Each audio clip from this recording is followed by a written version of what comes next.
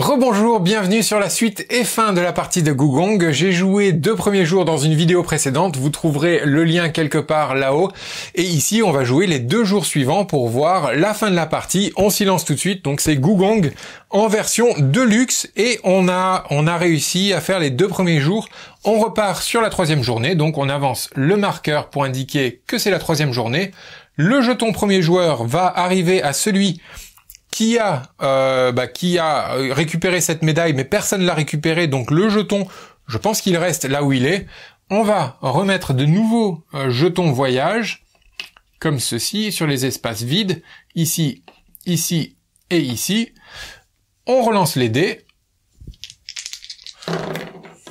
Les voilà, 4, 5 et 7. On les place ici. Ensuite, on regarde les décrets qui s'applique à la matinée en partant par le premier joueur. Lui, le joueur bleu, a un décret qui dit qu'il avance son jeton intrigue de 2 crans. Par contre, mon décret me dit que j'ai le droit d'échanger n'importe quelle carte du plateau avec l'un de mes cadeaux dans ma main. Alors, qu'est-ce que j'ai besoin? De quoi ai-je besoin? Si j'arrive à poser ce 7 sur le plateau, ça ferait un 7 supplémentaire que je pourrais récupérer éventuellement plus tard. Donc ça peut être bien de poser ce 7. Par contre, en le posant maintenant, je ne vais pas utiliser l'action qui est indiquée. Donc ça, c'est dommage. Ça, c'est dommage. Il va falloir que je réfléchisse un petit instant. J'aurais peut-être dû le faire avant de lancer la vidéo. Est-ce que je vais faire quelque chose qui... puisque si je pose mon 7, qu'est-ce qui m'intéresserait? C'est que des cadeaux de valeur assez basse, donc il n'y a pas grand-chose qui m'intéresse. Finalement, je ne vais pas forcément le faire. C'est pas la peine de le faire. Allez, on va pas le faire. Peut-être c'est une erreur. On va pas le faire. On va continuer. Donc les décrets, c'est bon. On récupère le nombre de serviteurs, 4.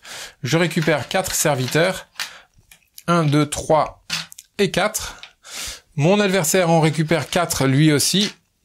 1, 2, 3 et 4. Et on passe à la phase de la journée. Donc je mélange ces cartes cadeaux. Et là je suis un petit peu en infériorité numérique puisque mon adversaire a récupéré déjà 2 cartes cadeaux supplémentaires. Il part avec une main de 6 cartes, ce qui veut dire qu'il va jouer 6 fois durant ce tour. Alors que moi je n'en ai toujours que 4. J'ai pas vraiment été en récupérer davantage dans le grand canal. Ça va peut-être me porter préjudice. On va voir ça. Donc j'ai un cadeau de valeur 3, 7, tac, et j'en ai 2 de valeur 3. Bien, mon adversaire commence en faisant ce cadeau de valeur 8, il va aller le poser dans la zone du voyage, il va prendre ça dans sa défausse, et c'est tout ce qu'il fait, non, c'est pas tout ce qu'il fait, donc aucune action associée à sa carte, par contre il va utiliser la zone du voyage pour avancer, et il récupère ce jeton qui lui dit de prendre un nouveau serviteur de sa pioche, et de poser son jeton comme ceci. Et ça vient là, je n'ai plus de cartes pour lui, donc je vais les mélanger immédiatement pour qu'il puisse continuer à jouer. Le pauvre, ça serait dommage. Voilà, et ça passe à moi. Donc, qu'est-ce que j'ai envie de faire? J'ai envie de récupérer cette carte de valeur 7, ça serait pas mal, et je peux le faire en posant cette carte de valeur 7, puisque j'ai le droit de faire des cartes identiques grâce à mon décret. Donc je récupère cette carte de valeur 7, en utilisant ce 7, j'avance dans la zone des intrigues puisque c'est l'action associée à la carte. Hop, je suis le premier à avancer, je récupère ce jeton, et je peux aussi avancer, réutiliser cette zone, l'action de la zone où je me trouve. Est-ce que je veux le faire? Est-ce que je veux utiliser un serviteur? Est-ce que je veux avancer gratuitement d'une case ou est-ce que je veux utiliser un serviteur et je peux avancer de 3 cases? Allez, on va tenter le coup. Je dépense un serviteur dans ma pioche et j'avance de 3 cases. 1, 2 et 3. C'est à mon adversaire. Lui, il va poser un cadeau dans la zone des décrets. Donc ce cadeau, hop, on va le mettre dans la zone décret et il va regarder, on est au jour numéro 3, donc il va regarder les décrets de valeur 3 et il va regarder le moins cher d'abord. Ils ont tous les deux le même coût puisque je ne suis présent sur aucun des deux, le moins cher en serviteur, hein, je devrais préciser. Donc si c'est à coût égal, il va prendre celui du bas, celui-ci. Il lui faut dépenser 3 serviteurs pour le coût du décret, plus 0 puisque personne n'est là, et en mettre un 4e ici. Et à la fin de la partie, il va gagner 2 points par serviteur qu'il aura sur un bateau. J'ai oublié de faire cette action associée à la carte, c'est-à-dire d'avancer d'un cran sur le pavillon.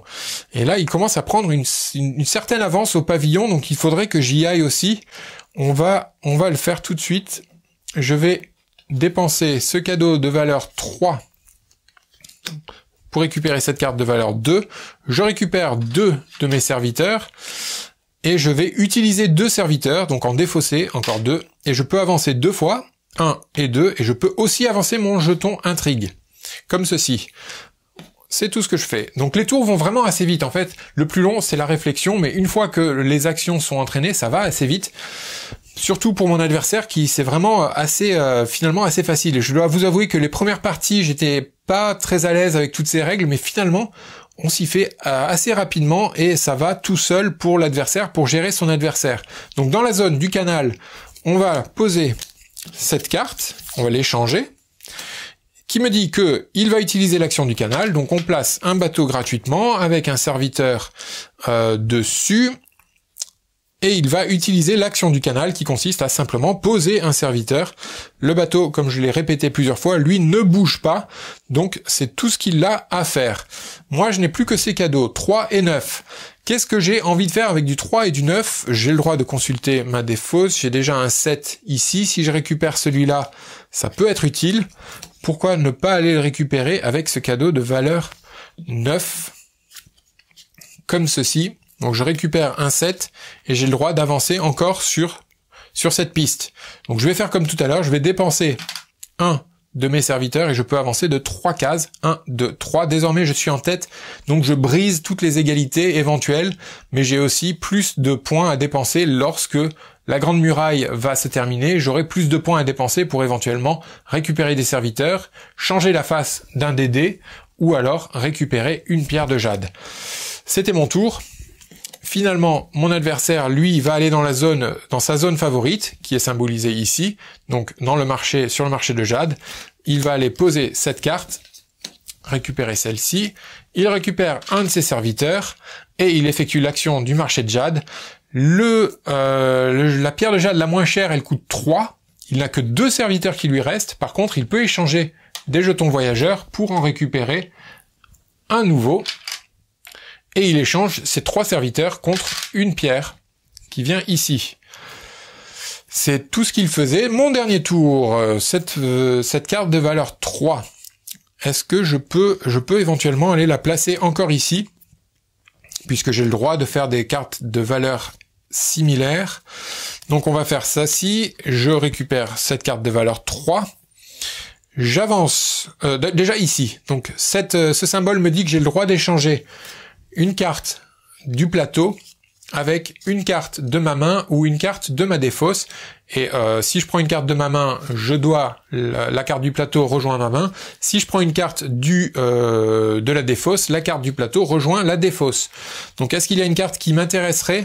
Oui, il y a des cartes qui m'intéressent, puisque j'ai envie de récupérer éventuellement soit ce 4, soit celui-ci, soit celui-ci. Celui-ci peut être intéressant puisqu'il me permettra d'avancer plus vite sur cette zone et éventuellement récupérer plus de points. Donc je vais prendre celle-ci et je vais donner à la place, qu'est-ce que je vais lui donner? Je vais donner celle-ci. Donc j'ai échangé des cartes grâce à cette action. Ensuite, ceci me dit que je peux défausser encore 2 serviteurs pour avancer 2 fois, 1 et 2, et je peux avancer encore une fois mon jeton sur cette piste. C'est tout. Lui, il a encore des cadeaux. Moi, je n'en ai plus. Lui, il en a encore. Donc, il va pouvoir continuer à avancer. Je crains que ce soit embêtant pour moi. Je vois ce symbole sur sa carte. On va voir comment ça se goupille, tout ça. Donc, déjà, il récupère la carte numéro 8. Il pose la carte numéro 4. Il avance d'un cran sur le pavillon. Son voyageur avance d'un cran. Celui-là, on va le garder face visible pour se rappeler qu'il vaut 2. Et c'est tout ce qu'il avait à faire. Puis, sa dernière carte, son dernier cadeau va être échangé dans la zone du marché de jade. Et il va mettre cette carte-ci. Il récupère un de ses serviteurs. Et il peut effectuer l'action. Alors là, est-ce qu'il va pouvoir faire tout ce qu'il veut? est-ce qu'il va pouvoir échanger suffisamment de serviteurs pour pouvoir en avoir 4? Il lui en manque 3. Il lui en manque 3, donc celui-là, ça lui donne un serviteur. Je vais pas le faire complètement. Celui-là, ça lui en donnerait un autre. Et ça lui en donnerait finalement que 3. Donc il n'en aurait pas assez. Je pense que la règle dit qu'il... Je suis pas certain de moi, mais je pense que s'il ne peut pas effectuer l'action, il va pas échanger ses serviteurs. Donc il va pas prendre de jade. Ça lui servirait à rien d'échanger les serviteurs. Et c'est la fin de la journée. On passe au crépuscule.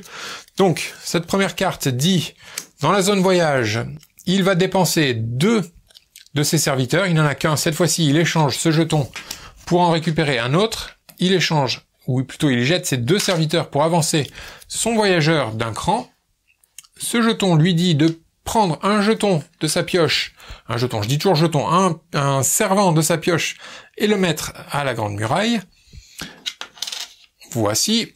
Ensuite, durant le crépuscule, dans la zone décret, rien ne se passe. Par contre, son voyageur avance encore. Lui, il fait vraiment beaucoup de voyages. Le jeton dit d'avancer son jeton intrigue d'un cran, comme ceci.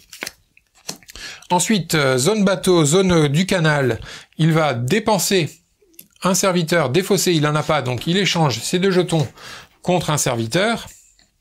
Et il va défausser un serviteur.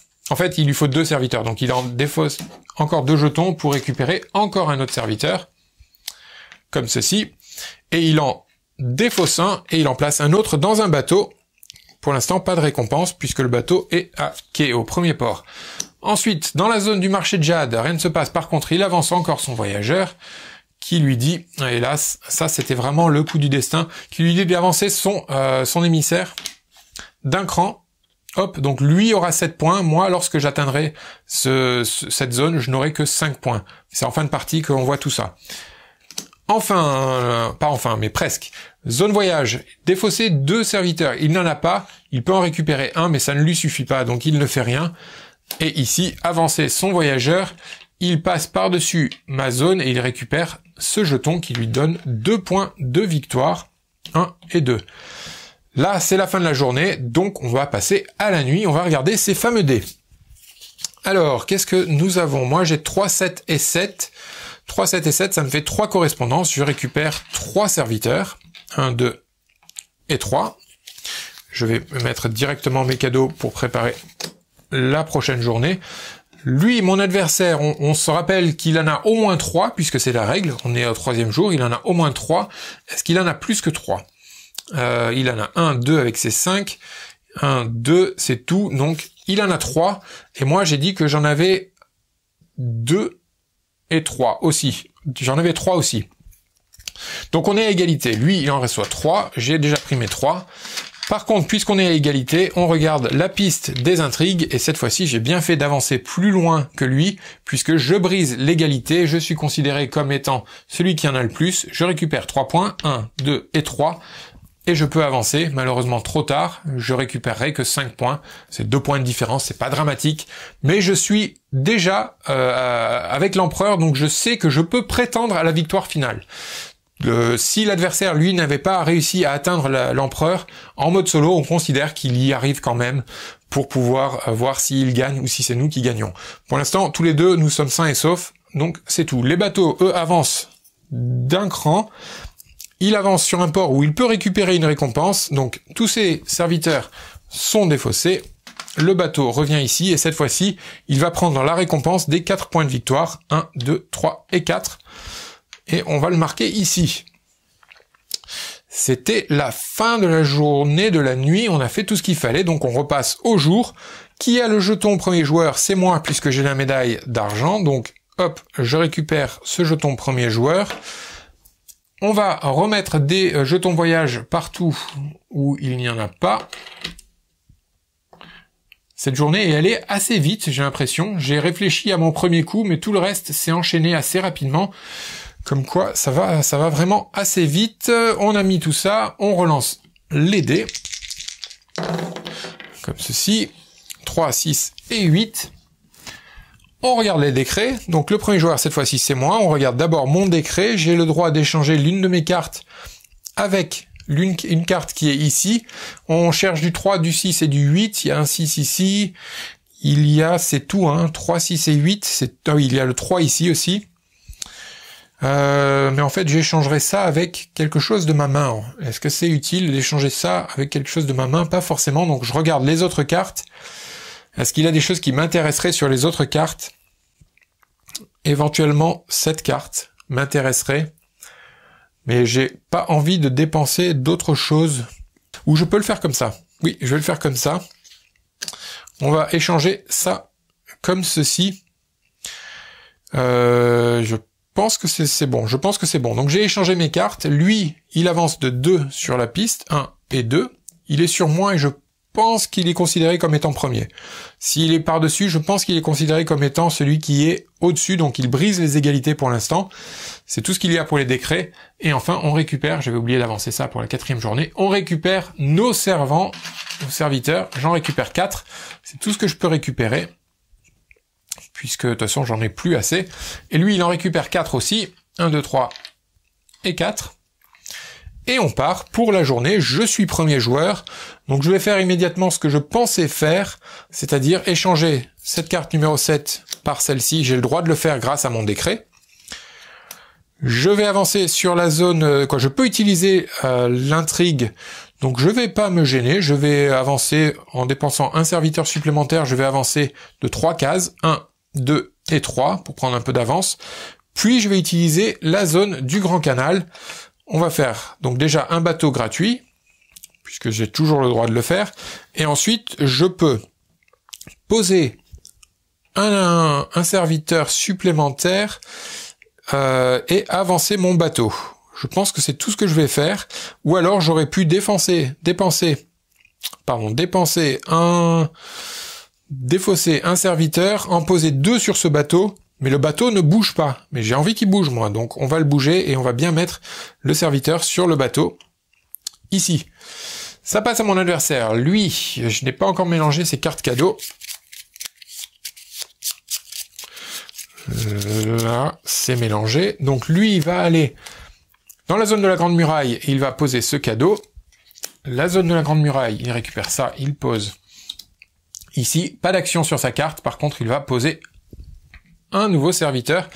Je pense que c'est trop tard pour moi pour agir sur cette zone, à moins de poser mon double et de poser... Ouais, ça serait pas mal de faire ça, de poser mon double et de poser mon... mais je sais pas comment le faire. Puisque j'en aurai 3, il en a 3, et je pourrais briser l'égalité puisque je suis plus loin, je gagnerai des points, et je pourrais même éventuellement utiliser des récompenses d'intrigue. Je réfléchis un peu trop loin en avance, je sais pas comment le faire puisque je n'ai aucune action qui me permet d'utiliser la Grande Muraille, à part aller dans la Grande Muraille. Mais comment y aller avec mes cartes qui sont de 3, 4 et 4 ? C'est peut-être risqué, je vais attendre, je vais prendre le risque d'attendre. Peut-être que lui va terminer la Grande Muraille avant moi. C'est un risque que je suis prêt à prendre. Donc j'ai fait tout ce qu'il fallait pour lui, ça repasse à moi. Qu'est-ce que je peux récupérer? Est-ce qu'il y a une carte de valeur 3? Oui, ça me permettrait de récupérer des... Mais en fait, dernier jour, ça n'a pas grande utilité de... Oui, ça a une utilité de récupérer des cartes qui sont similaires au dé, puisque ça nous permet d'être potentiellement celui qui en a le plus, et donc d'avoir les points de victoire. Mais là, il faudrait que j'ai 4 cartes qui soient similaires. J'ai une carte de valeur 7 dans ma défausse, elle ne correspond déjà pas au dé, et au maximum, je vais avoir 4 cartes, je pense. Donc ça ne me sert pas à grand chose d'aller ici, puisque je sais que mon adversaire, lui, on considère qu'il a au minimum 4 correspondances, on est au jour 4, donc je vais pas pouvoir rivaliser avec lui, c'est lui qui va obtenir certainement, très certainement, les points de victoire. Donc je vais pas m'attarder sur les dés et je vais vraiment faire ce que je peux faire et ce que je veux faire, sans forcément regarder ce que lui va faire. Alors, j'ai quand même envie de faire un petit coup comme ça. On va faire ça. Donc j'échange le 4 avec le 5. Vous voyez que j'ai échangé une valeur inférieure. Je peux quand même récupérer ce cadeau. Et maintenant j'ai le choix, soit je fais comme ça, je laisse comme ça, mais je n'utilise pas les actions, soit je dépense encore une carte qui vient dans ma défausse, et là je peux utiliser les actions, soit je me défausse de 2 serviteurs, ce que je vais faire, et je peux quand même utiliser les actions. Donc je peux utiliser cette première action qui est le bateau, je vais uniquement mettre un serviteur dans ce bateau, je pourrais l'avancer et récupérer une carte supplémentaire. Ça, c'est un... J'ai le choix de soit récupérer mes 4 points de victoire, soit de récupérer une carte supplémentaire. Je vais prendre mes 4 points de victoire, uniquement. C'est peut-être pas la méthode la plus glorieuse, mais je récupère 4 points de victoire, donc mes serviteurs sont défaussés. L'un de ceux-là vient ici marquer que j'ai récupéré mes 4 points de victoire. 1, 2, 3, 4. Le bateau est défaussé. Donc j'ai utilisé l'action du Grand Canal, et maintenant je peux utiliser cette action, et je vais l'utiliser, donc je vais défenser un serviteur, et je peux en poser 2 dans la Grande Muraille. Je vais en poser un, tout simple, et un autre, qui est lui, le serviteur double. La Grande Muraille est plus que complétée, on regarde qui a la majorité, il y a égalité, je suis majoritaire dans les intrigues, donc je suis celui qui est majoritaire ici, je gagne 3 points, 1, 2, 3, je peux avancer d'une marche sur le pavillon, je suis au maximum du pavillon, donc lorsque un joueur est au maximum et qu'il doit quand même progresser, il gagne un point supplémentaire, comme ceci. Et ensuite, on regarde les récompenses pour tous ceux qui ont au moins un serviteur sur la muraille, obtiennent une récompense. Donc est-ce que j'ai envie de récupérer des serviteurs supplémentaires? Pourquoi pas? Dépenser 3 points, 1, 2 et 3, je suis toujours majoritaire. Je récupère 2 serviteurs. Est-ce que ça me sert? Ouais, ça peut me servir. Ça peut me servir. 2 serviteurs. Et lui, par contre, il a 9 points. Donc avec ces 9 points, il a suffisamment pour pouvoir acheter une pierre de jade. C'est ce qu'il va faire. Il va dépenser 7 points, pardon. Donc il en avait 9. Il retombe à 2. Et on enlève tous les serviteurs de celui qui est majoritaire. Donc voilà, je suis juste arrivé, j'ai gagné des points et je suis reparti. Je lui ai laissé tous ses serviteurs. Je pense que c'est oui, c'est bien comme ça que l'on fait. Ensuite, c'était moi qui ai joué. Ça repasse à lui. Lui va échanger ce cadeau dans la zone du marché de jade. Donc le marché de jade, il est ici. Il prend cette carte. Il récupère un serviteur de sa pioche, comme ceci. Et puis il achète du jade. Le moins cher est à 3. Et voilà. Lui, il est vraiment allé sur une bonne stratégie de jade. Ça lui fait déjà 15 points supplémentaires à la fin de la partie. C'est peut-être là-dessus que tout va se jouer, mes amis. On verra. Il a fait tout ce qu'il fallait. C'est à moi de jouer. Je peux récupérer des serviteurs supplémentaires. Autant le faire maintenant pour pouvoir les utiliser plus tard. Donc, où est-ce que je vais pouvoir utiliser cette carte intelligemment?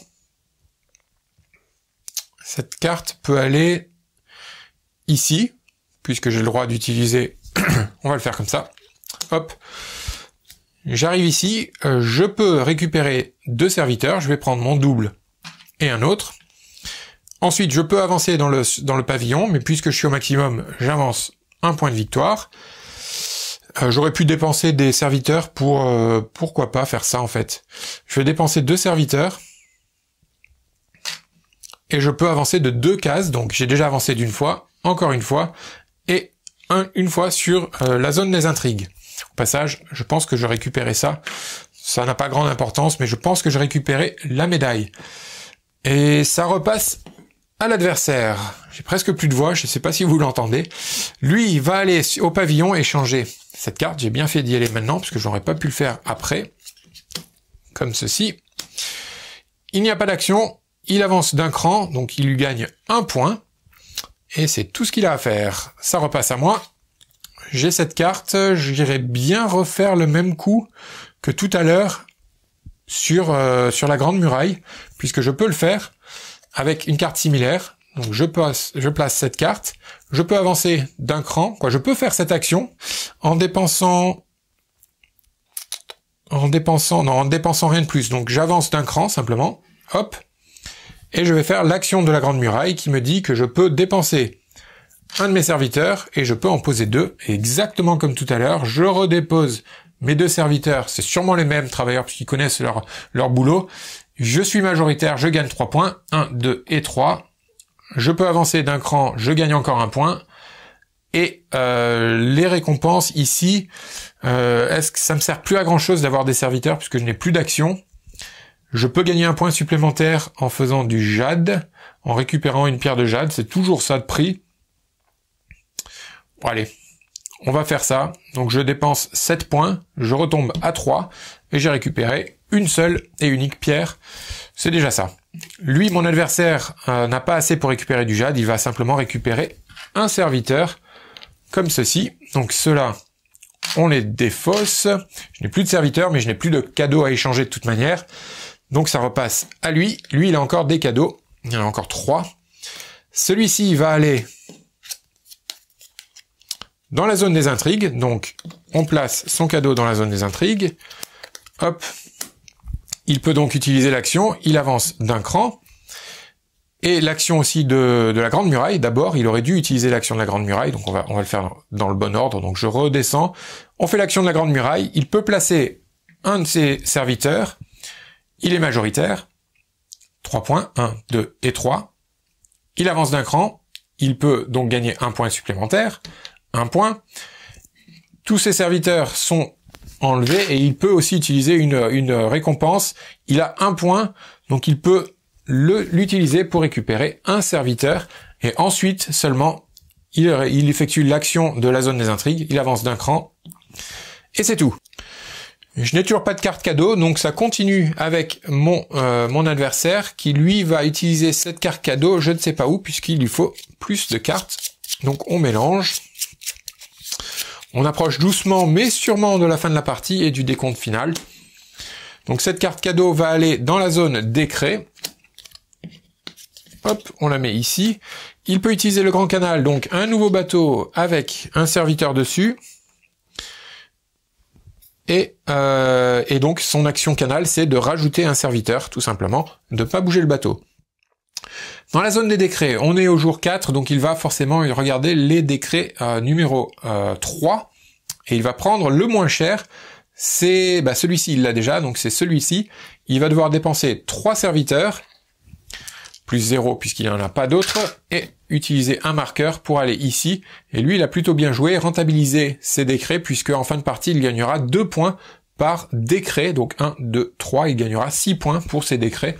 Il a bien rentabilisé tout ça. Et ça, c'est tout ce qu'il a à faire. Et enfin, le coup final pour lui, avant de passer au crépuscule, c'est dans la zone voyage. On va mettre ça ici. La zone voyage, elle est là-haut. Donc dans la zone voyage, il va utiliser d'abord l'action de la carte, c'est-à-dire la zone intrigue, il avance d'un cran, puis le voyage, il avance son voyageur, je ne vois plus, il est ici d'un cran, il récupère ce jeton qui en vaut 2, et c'est tout ce qu'il peut faire. On passe au crépuscule, on va reprendre les cartes une par une. Dans la zone de la Grande Muraille, il va, déjà, il a plus de serviteur, donc ce jeton, il l'échange contre un serviteur, il échange ces 2 autres contre un serviteur. Celui-là, je devrais le mettre comme ceci. Et maintenant, il va pouvoir utiliser l'action qui est indiquée sur cette carte, c'est-à-dire défausser un de ses serviteurs pour en placer un dans la Grande Muraille. On passe ici avec le voyageur qui avance d'un cran et qui récupère donc ce jeton, qui lui dit qu'il peut avancer son jeton intrigue, son masque d'intrigue d'un cran. Ensuite, il n'a plus du tout de serviteur, il n'en a pas assez pour faire tout ce qu'on lui demande, donc on peut rien faire ici. Il doit dépenser un serviteur pour avancer son jeton intrigue de 2 cases. Il va donc obligatoirement échanger ses 2 jetons voyage contre un serviteur qu'il dépense immédiatement pour avancer de 2 crans dans la zone des intrigues. Ici, il avance son voyageur d'un cran. Hop, ça, il ne peut pas le faire, donc il gagne 1 point de victoire. Et enfin, ici, il doit dépenser 2 serviteurs pour avancer son voyageur d'un cran, mais il n'a plus de serviteurs, il n'a pas assez de jetons pour en récupérer, donc il ne peut rien faire. Bien, maintenant, on passe à la nuit, et à la nuit, on regarde d'abord les dés pour voir les correspondances. Moi, j'ai dit que je ne m'attardais pas trop là-dessus, mais bon, on va quand même le faire. J'ai un 3, et c'est tout ce que j'ai, donc je gagne un serviteur. Ça ne me sert pas à grand-chose. On va prendre le double, tiens, puisque je l'aime bien. Lui, par contre, on sait qu'il en a au moins 4, mais peut-être qu'il en a plus, ce qui m'étonnerait. Le 3, le 6, ça lui en fait 2. Il en a 2 simplement, mais comme on est au 4e jour, on considère qu'il en a 4. Donc, il récupère 4 serviteurs, comme ceci. Il est à la majorité du nombre de correspondances, donc il gagne 3 points. 1, 2, 3, plus il avance d'une case sur le pavillon, ce qui lui donne un point supplémentaire, et les bateaux avancent tous d'un cran, comme ceci, mais le bateau n'est pas complet, donc il ne gagne pas la récompense. Bien, on a fini les 4 jours, on passe au décompte final, et tout est indiqué sur son petit plateau personnel. On va le mettre ici, en fait on va pas le bouger, donc on a fait les 4 nuits et on passe au décompte maximal. On va faire, déjà, on va refaire un scoring pour la muraille, pour la grande muraille, donc... Qui a la majorité? Ben, c'est bleu, il est tout seul en majorité, donc il va récupérer 3 points, 1, 2 et 3. Il va avancer d'un cran, encore un point. Les joueurs qui sont présents peuvent obtenir une récompense. Lui, il n'a pas 7, donc il n'est pas arrivé au cran 7, donc il ne récupère pas de jade supplémentaire. Par contre, il va simplement dépenser 1 pour avoir un serviteur. C'était tout ce qu'il fallait pour le... je sais même pas si on fait les récompenses en fait. Pas sûr qu'on fasse les récompenses, mais c'est pas très grave.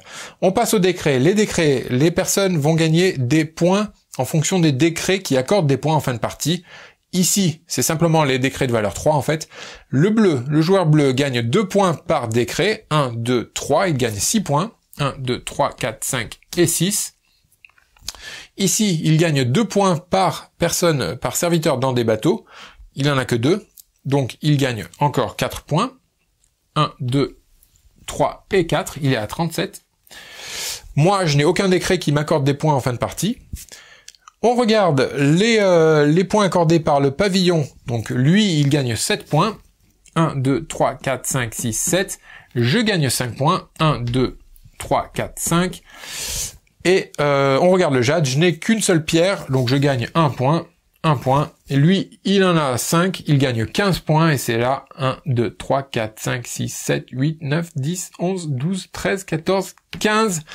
Et c'est le score final, je ne pense rien avoir oublié, c'est le score final, 59 pour mon adversaire à 39 pour moi, c'est la partie la plus l'écart le plus grand que j'ai eu. J'ai fait quand même pas mal de parties en solo, généralement ça se joue à un mouchoir de poche, 5 points, pas plus. Là, il m'a vraiment mis une pâtée, et puis au niveau de la répartition, c'est vraiment du 50 pour 50. Je l'ai battu autant de fois que lui m'a battu, donc c'est un jeu que je trouve très bien équilibré à ce niveau. J'ai peut-être pas utilisé les meilleures stratégies, j'aurais peut-être dû aller un peu plus intensif sur le fait de récupérer des cartes pour pouvoir faire un peu plus de choses à chaque journée, mais j'ai choisi une autre stratégie, j'ai choisi de prendre mon double serviteur, j'ai choisi de récupérer des points ici, j'ai fait d'autres choses. Vous avez vu en tout cas comment ça fonctionne, je remontre la boîte, donc Gugong en version de luxe, avec tout le matériel que vous avez vu, mais il existe en version standard, avec une jaquette, encore une fois, qui ressemble à ceci, avec du matériel, comme je le disais, tout aussi bon, mais différent, c'est-à-dire que c'était cube à la place des servants, d'autres petites modifications. Le jeu, lui, reste toujours le même au niveau des mécaniques, donc de luxe ou standard, c'est un excellent jeu de poste d'ouvrier, on peut y jouer de 1, donc en solo comme on vient de le faire, jusqu'à 5 joueurs. Il y a des extensions qui arrivent, qui sont, au moment où j'enregistre la vidéo, qui sont sur Kickstarter. Elles arriveront en 2020, je crois, la première extension. Bien, si vous avez aimé cette vidéo, n'hésitez pas à la partager, n'hésitez pas à vous abonner à la chaîne non plus, n'hésitez pas à regarder le lien pour peut-être donner un petit don à extralife.fr, n'hésitez pas à faire tout ce que vous pouvez pour partager la chaîne sur les réseaux sociaux. Je vous dis merci pour votre fidélité, on se retrouve dans une autre vidéo où nous parlerons d'un tout autre jeu. À bientôt, ciao!